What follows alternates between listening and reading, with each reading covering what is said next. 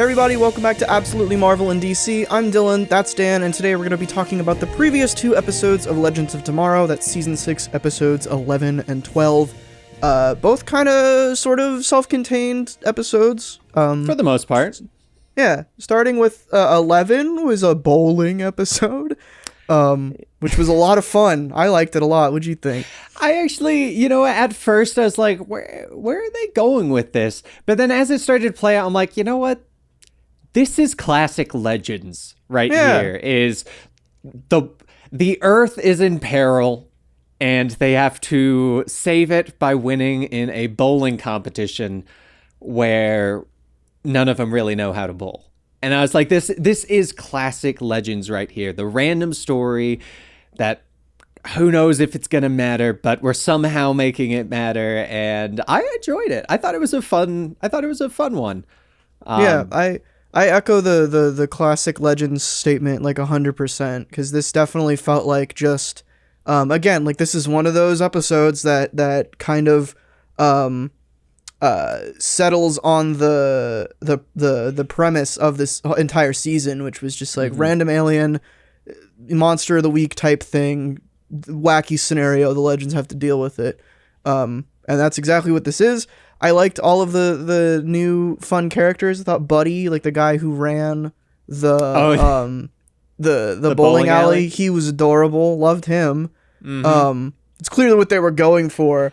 But I love the line when Ava runs in when they finally get to the bowling alley and they're trapped outside of it. And Buddy's like, "You can't come in." And Ava goes, "Sarah, what is that sweet man trying to say?" It's like, aw, it's true.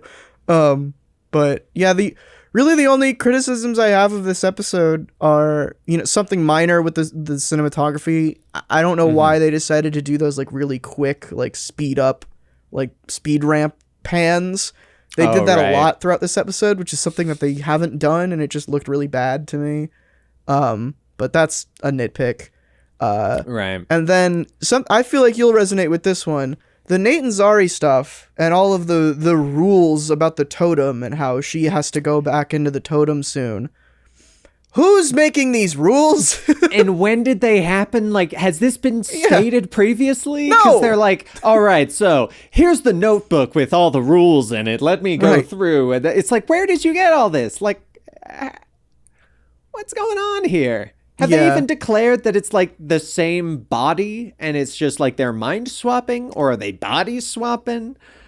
Like, yeah, I imagine that it's a physical realm because Nate goes into the totem when he goes to hang out with Zari, which is that's like true.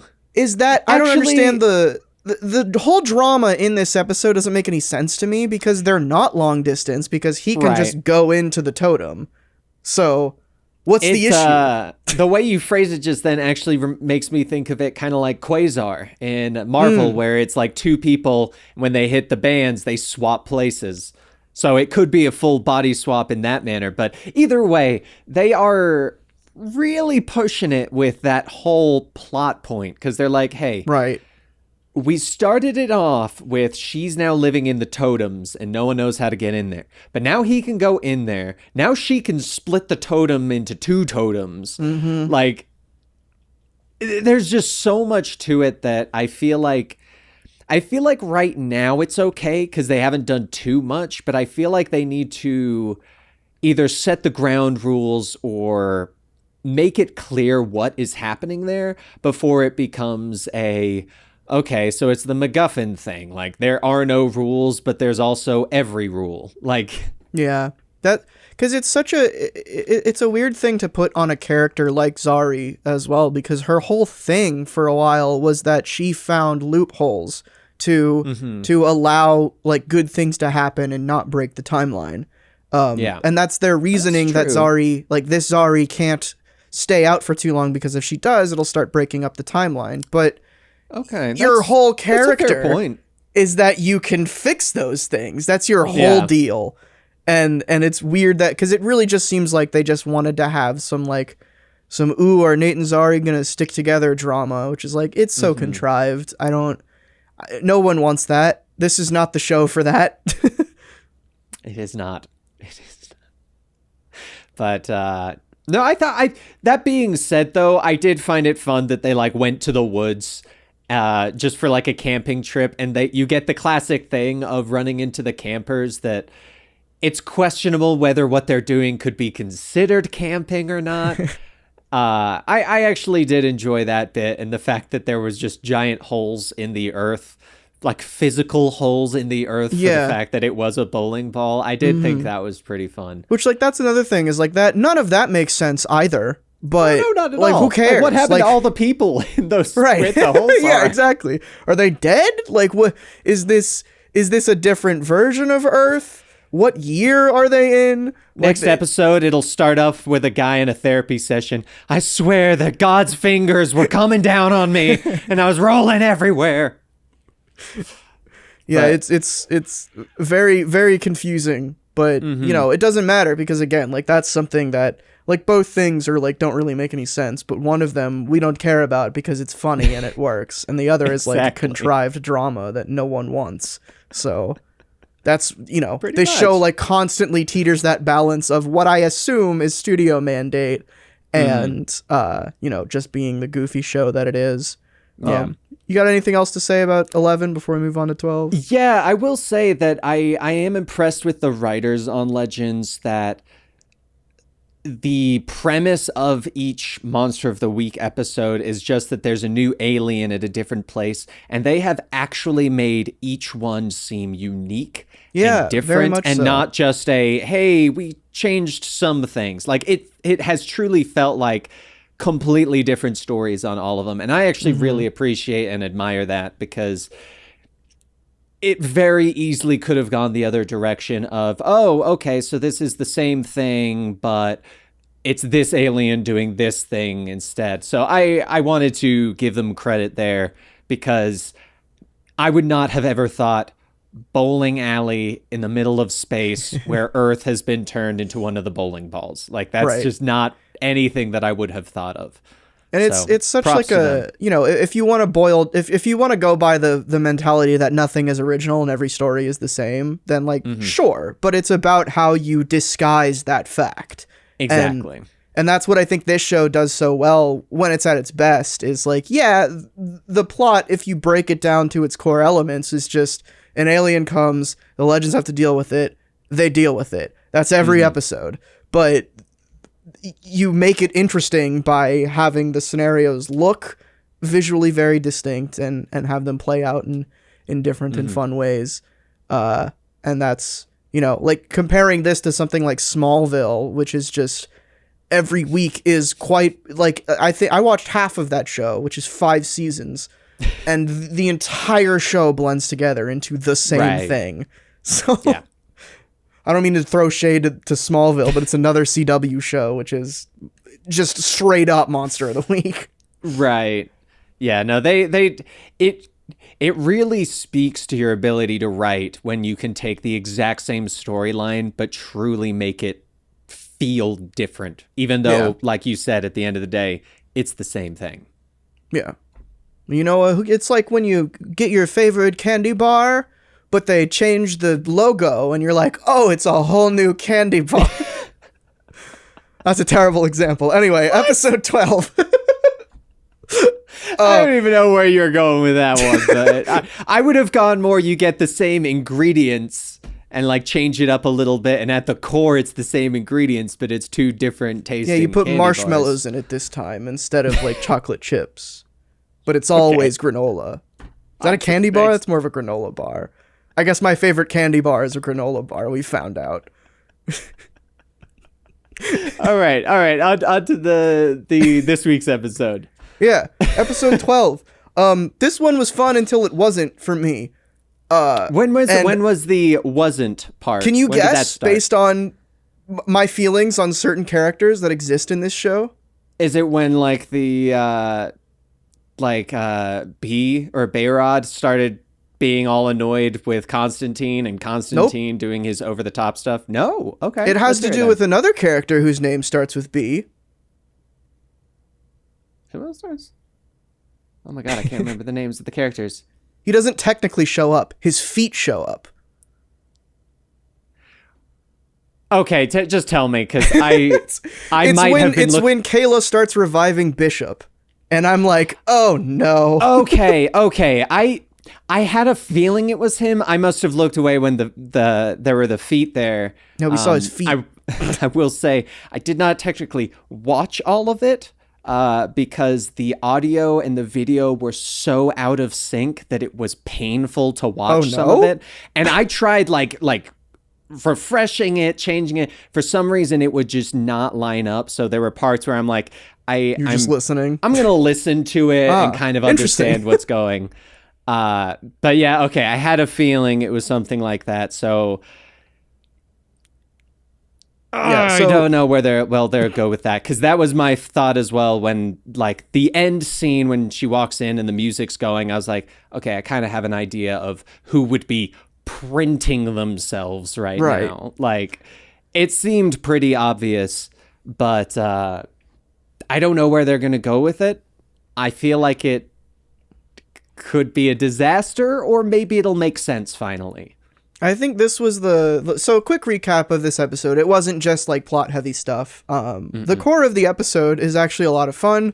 It's they play this weird combination of Mafia, werewolf, Clue, and Betrayal at House on the Hill. Like it's a bunch of like board games they just threw in to this game called Beast Slayer. They basically went around the writing table. Everyone wrote down their favorite board game and they just combined it.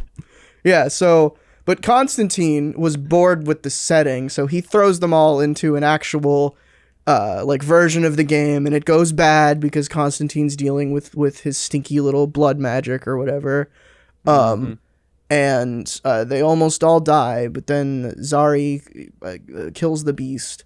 But it's actually Constantine. Ooh. Which, who knows? But that was a lot of fun, I thought. Again, succeeding on the same, like it just visually is a lot of fun. The over-the-top acting on some of the actors when they were turning into their characters, I thought was interesting. But yeah, like I mentioned earlier, this episode started to fall apart for me when it decided to bring back in the plot of the season, which we now know. Hoped it was gone. Yeah, I'll be honest. I was like, thank goodness they're not dealing with that anymore. Right. Nope. Which, like, apparently they had been setting stuff up, and I again feel like it's studio mandate. Like, they ordered a specific amount of episodes, and they were like, what through line can we do to have these episodes make sense? And maybe at, like, the 11th hour, they were like, Kayla's not dead. She was saved by Bishop, and now she's indebted to her. Also, Constantine, something's happening with him. So, like, those three elements are our plot for the show. But like you, I have no idea, like, where they're going. Like, I don't know. It really seemed like they closed the book on all of that. Like, Kayla coming back makes sense because Mick is pregnant. And obviously the Constantine stuff they haven't finished off yet. But, like, Bishop, I hate that guy. I don't want to see him again. Yeah. It was not a fun character, honestly. Like, it had a couple things to it, but the novelty wore off fast with Bishop and never regrew. And regrew. Yeah. God damn it. Horrible. I mean, it could be, I don't even know. Because I was going to say maybe we'll see like Bishop somehow take some DNA from like Nate and clone these bodies that can do the steel powers as well. And then maybe we can go into something with how powers could be transferred, since I have a feeling that this is potentially going to lead into what's going to be happening to Constantine, since I believe, if I read news articles correctly, they're killing off Constantine, but the actor is staying on and is going to be in a different role. And I'm wondering if this is kind of the lead up to that, to kind of make it make sense of, well, if Constantine's body was cloned, it would make sense for it to look like that guy, but have these different things. Now, don't quote me on that, but I'm pretty sure that is what I read, that Constantine was being killed off from the show or removed from the show, which not Matt Ryan. Exactly. Which, I mean, you can kind of tell considering the storyline they're taking Constantine right now. Right. You can tell that something bad's going to happen. So, I mean, maybe it'll have like an overall reason there, but yeah, you brought someone back I didn't have the highest hopes in. So maybe you can do maybe second time's the charm. I don't know. Mm-hmm. But it is. I was trying to think, like who, if they have set anything up in the season prior to this of like a different body that Bishop could inhabit, but I don't. They really haven't set anything up other than Bishop, and like the feet we saw were definitely very hairy feet. Mm-hmm. So, and I think Bishop also had very hairy feet. So I feel like those are Bishop's feet. I'm not a foot detective, right. but but like they specifically decided not to show him at the end of the episode. That we just see Sarah's reaction. Mm-hmm. So, and they use like the same music that he was always playing. Yeah, or the same like style of music. Mm-hmm. Who knows? Maybe this will be one of those ones where he brought him back, and because it's on a different cloning printer, he's gonna come back looking like completely different, or like kind of half something, half Bishop. Mm-hmm. And that's why Sarah's like standing there in like a full-on shocked face of like, why are you half pig now? And he's like, well, the food processor was on the pork setting when Kayla was printing me. So I would love him if he was half pig. That would be great. Right. I'd like Bishop. That'd be funny if he were half pig. All right, well, that's a quick recap of the last 2 Legends of Tomorrow episodes. I think there's 2 episodes left or something like that. Let me double check real quick. Okay, not 2. There's 3 episodes left. Okay. So that'll be fun, and then season 7 it kicks off in October. So there's like not a whole lot of downtime. Yeah. Which good on them. Everything's back in swing. Which also means that like Legends is, I guess, making them money, which surprises me. I think it's because it's the one that stayed consistent and didn't get lost in the superhero nonsense. I think that's what's kept it afloat. It's the easiest one to enter because you don't need any comic knowledge. Whereas some of the other superhero shows, you can jump in and be like, I don't know who these people are. Whereas I feel like Legends of Tomorrow, that's the selling point is you don't know who these people are. Exactly. So, yeah, I guess Dan and I are both very interested in where this is going. We don't know where it's going, but we'll find out. So stay tuned to the channel, Absolutely Marvel and DC, for more discussions on Legends of Tomorrow coming at you real soon. I'm Dylan. That's Dan. Catch y'all next time. See you guys.